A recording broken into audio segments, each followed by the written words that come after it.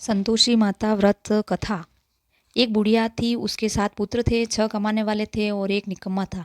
बुढ़िया माँ 6 पुत्र को रसोई बनाती, भोजन कराती और पीछे से बचता 7वें को दे देती। परंतु वह भोला भाला था, मन में कुछ विचार न करता। एक दिन अपनी बहू ने बोला, देखो मेरी माता मुझ पर कितना प्रेम करती है। वह बोली, क्यों नहीं, सबका झूठा बचा हुआ तुमको खिलाती है। वह बोला, मैं ऐसा भला ऐसा कहीं हो सकता है क्या? जब तक आंखों से न देखूं मान नहीं सकता। बहू ने हंसकर कहा, तुम देख लोगे तब मानोगे। कुछ दिन बाद बड़ा त्योहार आया। घर में 7 प्रकार के भोजन और चूरमा लड्डू बने। वह जांचने को सिर दर्द बहाना कर पतला कपड़ा सिर पर ओढ़कर रसोई में सो गया और कपड़े में से सब देखता रहा। 6 भाइयों ने भोजन करने आए। माँ ने उसे आसन बिछाए, 7 प्रकार की रसोई परोसी व आग्रह करके जिमाती है। वह देखता रहा। 6 भाइयों को भोजन कर उठे तो माँ ने उसकी झूठी थाली में से लड्डुओं को टुकड़े को उठाया और एक लड्डू बनाया। जूठन साफ कर माँ ने उसे पुकारा, उठ बेटा, 6 भाइयों ने भोजन कर चुके हैं, अब तू ही बाकी है। उठ न, कब खाएगा? वह उठते हुए बोला, माँ मुझे भोजन नहीं करना, मैं परदेश जा रहा हूँ। माता ने कहा, कल जाता तो आज ही जा। वह बोला, हाँ हाँ आज ही जा रहा हूँ। यह कहकर घर से चल दिया। चलते चलते बहू की याद आई। वह गौशाला में कंडे थाप रही थी। वहां जाकर बोला, मेरे पास यह अंगूठी है, सो ले लो और अपनी कोई निशानी मुझे दे। वह बोली, मेरे पास क्या है, अब गोबर भरा हाथ है। यह कहकर उसकी पीठ पे गोबर के हाथ थाप मार ली। वह चल दिया। चलते चलते दूर देश पहुंचा। वहां एक साहूकार की दुकान थी। वहां जाकर कहने लगा, भाई मुझे नौकरी पर रख लो। साहूकार को जरूरत थी। वह बोला, रह जा। लड़के ने पूछा, तनख्वाह क्या दोगे? साहूकार बोला, काम देकर दाम मिलेंगे। उसे साहूकार के पास नौकरी मिली। वह सवेरे 6 बजे से रात तक नौकरी बजाने लगा। कुछ दिनों से दुकान का लेन देन, हिसाब किताब, ग्राहकों को माल बेचना, सारा काम करने लगा। साहूकार के 6 बजे 8 नौकर थे। वे सब चक्कर खाने लगे। यह तो बहुत होशियार हो गया। सेठ ने भी काम देखा तो 3 महीने से उसे आधे मुनाफे में हिस्सेदार बना दिया। कुछ ही वर्षों में वह नामी सेठ बन गया और मालिक सारा कारोबार उस पर छोड़कर बाहर चला गया। अब बहू पर क्या बीती सो सुनो। सास ससुर उसे दुख देने लगे। सारी गृहस्थी का काम कराते, लकड़ी लेने जंगल भेजते। इस बीच सब की रोटियां के आटे से जो भूसी निकलती उसे रोटी बनाकर रख देती। फूटे नारियल में नरेठी में पानी, इस तरह दिन बीतते रहे। एक दिन वह लकड़ी लेने जा रही थी कि रास्ते में बहुत सी स्त्रियां संतोषी माता का व्रत करती दिखाई दी। वह वहां खड़ी होकर कथा सुनकर बोली, बहन यह तुम किस देवता का व्रत करती हो और इसे करने से क्या फल मिलता है? यह व्रत करने से क्या विधि है? यह तुम अपने इस विधान मुझे समझाकर कहोगी, मैं तो तुम उपकार मानूंगी। तब उनसे एक स्त्री बोली, मुझे यह सुनो, यह संतोषी माता का व्रत है। इसे करने से निर्धनता दरिद्रता का नाश होता है। माँ लक्ष्मी आती है, मन की चिंताएं दूर होती है, घर में सुख समृद्धि होने से मन की को प्रसन्नता शांति मिलती है। निपुत्री को पुत्र मिलता है। स्वामी बाहर गया हो तो जल्दी ही आवे। कुंवारी कन्या को मनपसंद वर मिले। द्वार राज में बहुत दिनों तक मुकदमा चलता हो तो खत्म हो जावे। सब तरह की सुख शांति हो। घर में धन जमा हो, पैसा जायदाद का लाभ हो, रोग दूर हो जावे तथा ये कुछ मन में कामना हो, सो इस सब संतोषी माता की कृपा से दूर हो जाता है। यह संदेह नहीं। वह पूछने लगी, यह व्रत कैसे किया जावे, यह भी बताओ तो बड़ी कृपा होगी। स्त्री कहने लगी, 1.25 आने का गुड़ चना लेकर, इच्छा हो तो 5.25 आने का लेकर 1.25 रुपये का सहूलियत के अनुसार लेना। बिना परेशानी, श्रद्धा और प्रेम से जितना बन सके सवाया लेना। हर शुक्रवार को निराहार रहकर कथा सुनना। इसके बीच नियम टूटे नहीं। लगातार नियम का पालन करना। सुनने वाले कोई न हो तो घी के दीपक जलाकर उसके आगे जल के पात्र को रख कथा कहना, परंतु नियम न टूटे। जब तक कार्य सिद्ध न हो नियम पालन करना और कार्य सिद्ध हो जाने पर व्रत 3 मास में माता फल पूरा करती है। यदि किसी के खोटे ग्रह हो तो भी माता 1 वर्ष में अवश्य कार्य को सिद्ध करती है। कार्य को सिद्ध होने पर ही उद्यापन करना चाहिए, बीच में नहीं। उद्यापन में 2.5 सेर आटे का खाजा, इसी परिणाम में खीर तथा चने का साग, आटा, 8 लड़कों को भोजन कराना। जहाँ तक मिले देवर जेठ भाई बंधु कुटुंब के लड़के लेना, न मिले तो रिश्तेदारों और पड़ोसियों के लड़के बुलाना। उन्हें भोजन कराकर यथाशक्ति दक्षिणा दे माता का नियम पूरा करना। उस दिन घर में खटाई न खावे। यह सुन बुढ़िया के लड़के की बहू चल दी। यह सुन बुढ़िया रास्ते में लकड़ी बोझ बेच दिया और उन पैसों को गुड़ चना लिया। व्रत की तैयारी आगे चली गई। सामने मंदिर देखकर पूछने लगी, यह मंदिर किसका है? सब कहने लगे, संतोषी माता का है। यह सुनकर मंदिर मंदिर में जाकर माता के चरणों में लौटने लगी। दिन होकर विनती करने लगी, माँ मैं निपट अज्ञानी हूँ, व्रत के नियम कुछ जानती हूँ नहीं, कुछ नहीं, मैं बहुत दुखी हूँ। हे माता जगजननी, मेरा दुख दूर कर, तेरी चरण में हूँ। माता की दया आई। एक शुक्रवार बीता, दूसरे शुक्रवार के पति का पत्र आया, तीसरे शुक्रवार भेजा हुआ पैसा आ पहुँचा। यह देख जेठानी मुँह सिकोड़ने लगी, बच्चे ताने देने लगे, काकी के पत्र आने लगे हैं, रुपया आने लगा है, अब तो काकी की खातिर बढ़ेगी, अब तो काकी बुलाने से भी नहीं बोलेगी। बेचारी सरलता से कहती, भैया पत्र आवे रुपया आवे तो हम सबके लिए अच्छा है। ऐसा कहकर आखिर में आंसू भरकर माता के मंदिर में जा मातेश्वरी के चरणों में गिरकर रोने लगी। माँ मैंने तुझसे पैसा नहीं मांगा, मुझे पैसे से नहीं अपने सुहाग के काम है, मैं अपने स्वामी के दर्शन और सेवा मांगती हूँ। अब माता प्रसन्न होकर कहा, जा बेटी तेरा स्वामी आएगा। यह सुनकर खुश होकर घर को जाकर काम करने लगी। तब संतोषी माँ विचार करने लगी कि इस भोली पुत्री को मैंने कह तो दिया तेरा पति आवेगा, पर पति आवेगा कहाँ से? वो तो इसे सपनों में भी याद नहीं करता, उसे याद दिलाने मुझे जाना पड़ेगा। इस तरह माता बुढ़िया बेटे के पास जाकर सपनों में प्रकट को होकर कहने लगी, साहूकार के बेटे सोता है या जागता है? वह बोला, माता सोता भी नहीं हूँ, जागता हूँ भी नहीं हूँ, बीच में हूँ, कहो क्या आज्ञा है? माँ बोली, माँ कहने लगी, तेरा घर बार कुछ है या नहीं? वह बोला, मेरा सब कुछ है माता, माँ बाप भाई बहन बहू, क्या कमी है? माँ बोली, भोले पुत्र, तेरी स्त्री घोर कष्ट उठा रही है, माँ बाप उसे दुख दे रही हैं, वह तेरे लिए तरस रही है, तू उसकी सुधि ले। वह बोला, हाँ माता यह मुझे मालूम है, परंतु मैं जाऊँ तो जाऊँ कैसे? परदेश की बात है, लेन देन का कोई हिसाब नहीं है, कोई जाने रास्ता नज़र नहीं आता, कैसे चला जाऊं? माँ कहने लगी, मेरी बात मान, सवेरे नहा धोकर संतोषी माता का नाम ले, घी का दीपक जला, दंडवत कर दुकान पर जा बैठ।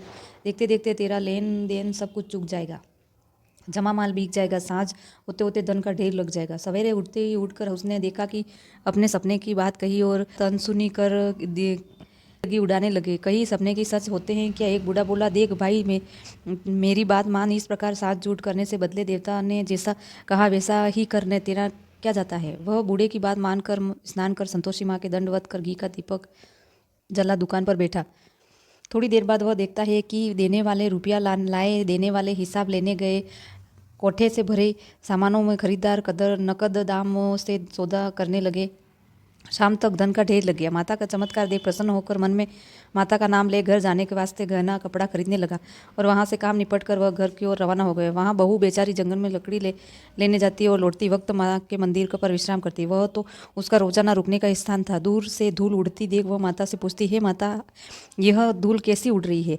माँ कहती है कि हे पुत्री, तेरा पति आ रहा है, अब तू ऐसा 3 बोझ बना ले, एक नदी के किनारे रख, दूसरा मेरे मंदिर में रख और तीसरा तेरे अपने सिर पर रख, और तेरे पति को लकड़ी का गड्ढा देखकर मोह पैदा होगा कि वह वहाँ रुकेगा, नाश्ता पानी बना खा कर माँ से मिलने जाएगा। तब तू लकड़ियों का बोझ उठाकर घर जाना और बीच में चौक पर गड्ढा रखकर 3 आवाज़ें जोर से लगाना, लो सासू जी लकड़िया का गड्ढा लो, भूसी की रोटी दो और नारियल के खोपरे में पानी दो, आज कौन मेहमान आया है?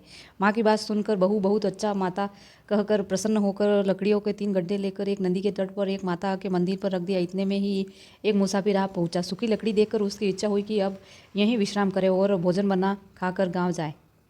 इस प्रकार भोजन बना विश्राम कर वह गांव की ओर गया। सबसे प्रेम से मिला। उसी समय बहू सिर पर लकड़ी का गड्ढा लिए लकड़ी की भारी बोझ आंगन में डाल जोर से 3 बार आवाज़ लगाई, लो सासू जी लकड़ी का गड्ढा लो, भूसी की रोटी दो, नारियल के खोपरे में पानी दो, आज कौन मेहमान आया है? यह सुनकर सास बाहर आ अपने दिए हुए कष्टों को भुलाते हुए कहती है, बहू ऐसा क्यों कहती है?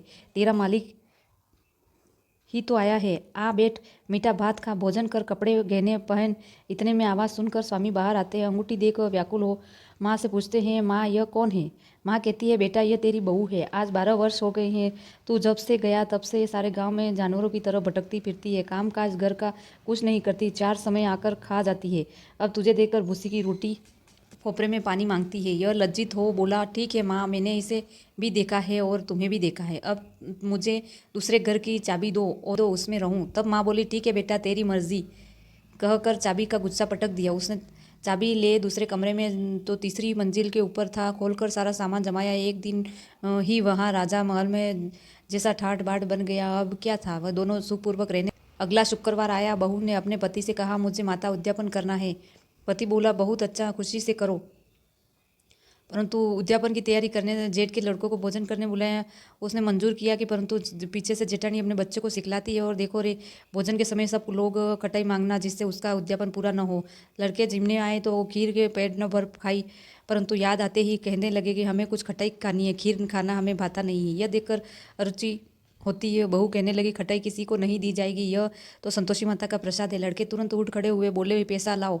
भोली बहू को जानती नहीं थी तो उन्हें पैसे दे दिए। लड़कों ने उसी समय जाके इमली का खाने लगे। यह देखकर बहू वर संतोषी माता कोप हुआ और राजा के दूत उसे पति को पकड़ कर ले गए। सेठ सेठानी मन माने खोटे वचन कहने लगे, लूट लूट कर धन इकट्ठा कर लाया है सो राजा ने दूत पकड़ कर ले गए हैं, यह मालूम पड़ जाएगा जब जेल की हवा खाएगा। बहू ने यह वचन सहन नहीं हुए रोती रोती माता के मंदिर गई। हे माता, तुमने ये क्या किया? हंसाकर अब क्यों रुलाने लगी? माता बोली, पुत्री तूने उद्यापन करके मेरा व्रत भंग किया है, इतनी जल्दी सब बातें भूल गई?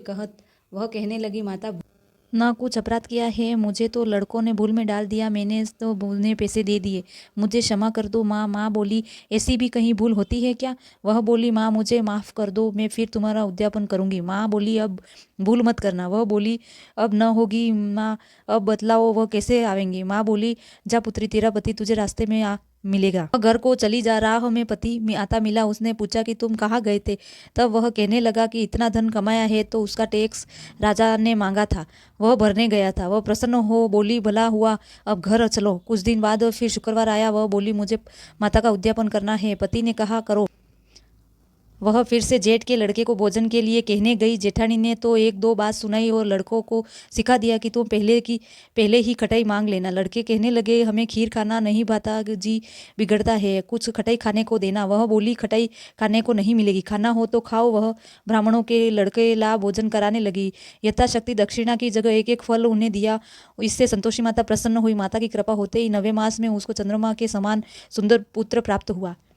पुत्र को लेकर प्रतिदिन माताजी के मंदिर में जाने लगी। माँ ने सोचा कि यह रोज आती है, आज क्यों न मैं ही इसे घर चलूँ, इसका आसरा देखो तो सही। यह विचार कर माता ने भयानक रूप बनाया। गुड़ और चने से चना मुख, ऊपर सूंड के समान होठ कर दिए पर मक्खियाँ भिन भिना रही थी। दहलीज में पाँव रखते ही उसकी सास चिल्लाई, देखो रे, कोई चुड़ैल डाकिन आ रही है, लड़कों इसे भगाओ नहीं तो किसी को खा जाएगी। लड़के डरने लगे और चिल्लाने लगे, खिड़की बंद करने लगे। छोटी बहू रोशनदान से देख रही थी, प्रसन्नता से पगली होकर चिल्लाने लगी, आज मेरी माताजी मेरे घर आई है। यह कहकर बच्चे को दूध पिलाने से हटाती है। इतने में सास का क्रोध फूटा। बोली, इसे देखो कैसी इतराती हुई, जो बच्चों को पटक दिया। इतने में माँ के प्रताप से जहाँ देखो वहाँ लड़के ही लड़के नजर आने लगे। वो बोली, माँ जी, मैं जितना व्रत करती हूँ, मैं जिनका व्रत करती हूँ वह संतोषी माता है। इनका कह झट से सारे घर में किवाड़ खोल देती है। सबने माता के चरण पकड़ लिए और विनती करने लगे, हे माता, हम मूर्ख हैं, हम अज्ञानी हैं, पापी हैं, तुम्हारे व्रत की विधि हम नहीं जानते, तुम्हारा व्रत भंग कर हमने बड़ा ही अपराध किया है। हे माता, आप हमारा अपराध क्षमा करो। इस प्रकार माता प्रसन्न हुई। माता बहू को जैसा फल दिया वैसा सबको देना, जो पड़े उसको मनोरथ पूर्ण करना। बोलो संतोषी माता की जय हो।